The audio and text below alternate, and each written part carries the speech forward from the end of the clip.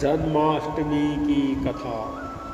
द्वापर युग में भाद्रपद कृष्ण अष्टमी तिथि की आधी रात को मथुरा के कारागार में वासुदेव की पत्नी देवकी के गर्भ से भगवान श्री कृष्ण ने जन्म लिया था। श्री कृष्ण ने बुधवार को रोहिणी नक्षत्र में जन्म लिया था। अष्टमी तिथि को रात्रि काल अवतार लेने का प्रमुख कारण उनका चंद्रवंशी होना बताया जाता है। श्री कृष्ण चंद्रवंशी चंद्रदेव के पूर्वज और बुध चंद्रमा के पुत्र है। इसी कारण चंद्रवंश में पुत्रवत जन्म लेने के लिए कृष्ण ने बुधवार का दिन चुना। भगवान कृष्ण ने माता देवकी के 8वें संतान के रूप में जन्म लिया था। कृष्ण जी का जन्म मथुरा में मामा कंस के कारागार में हुआ था। माता देवकी राजा कंस की बहन थी। भाद्रपद कृष्ण अष्टमी तिथि को भगवान श्री कृष्ण का जन्मोत्सव मनाया जाता है। कंस को सत्ता का लालच था। उसने अपने पिता राजा उग्रसेन की राजगद्दी छीनकर उन्हें जेल में बंद कर दिया था और स्वयं को मथुरा का राजा घोषित कर दिया था। राजा कंस अपनी बहन देवकी से बहुत प्रेम करता था। उन्होंने अपनी बहन का विवाह वासुदेव से कराया था, लेकिन जब वह देवकी को विदा कर रहा था तभी एक आकाशवाणी हुई कि देवकी का 8वां पुत्र कंस की मौत का कारण बनेगा। यह सुनकर कंस डर गया। उसने तुरंत अपनी बहन और उनके पति वासुदेव को जेल में बंद कर दिया।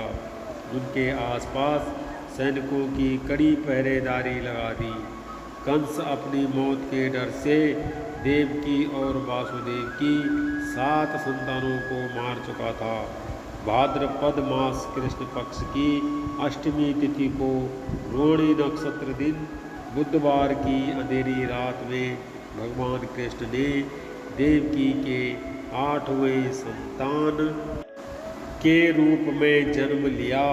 श्री कृष्ण के जन्म लेते ही जेल की कोठरी प्रकाशमय हो गई। तब आकाशवाणी हुई कि विष्णु जी ने कृष्ण जी के अवतार में देवकी के कोख में जन्म लिया है।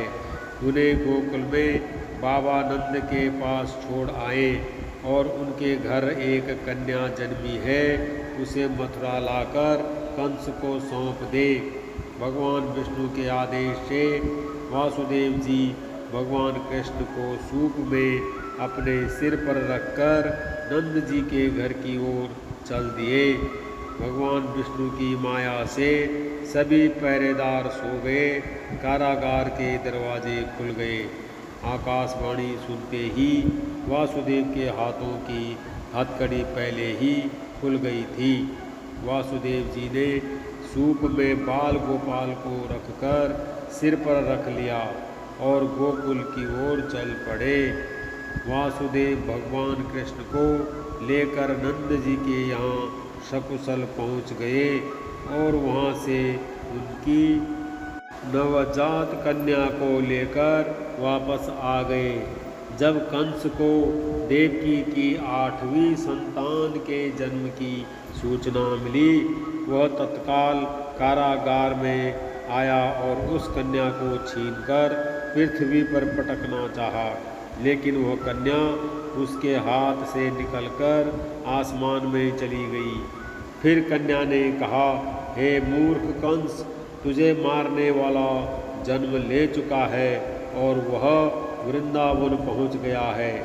वह कन्या कोई और नहीं, स्वयं योग माया थी। बाबा नंद और उनकी पत्नी माँ यशोदा ने श्री कृष्ण भगवान का पालन पोषण किया। राजा कंस ने भगवान श्री कृष्ण का पता लगाकर उन्हें मारने की खूब कोशिश की, लेकिन कंस की सारी कोशिशें विफल हुई और श्री कृष्ण को कोई मार नहीं सका। अंत में श्री कृष्ण ने कंस का वध किया। राजा उग्रसेन को फिर मथुरा की राजगद्दी सौंप दी। इस तरह से जन्माष्टमी की व्रत कथा पूरी हुई।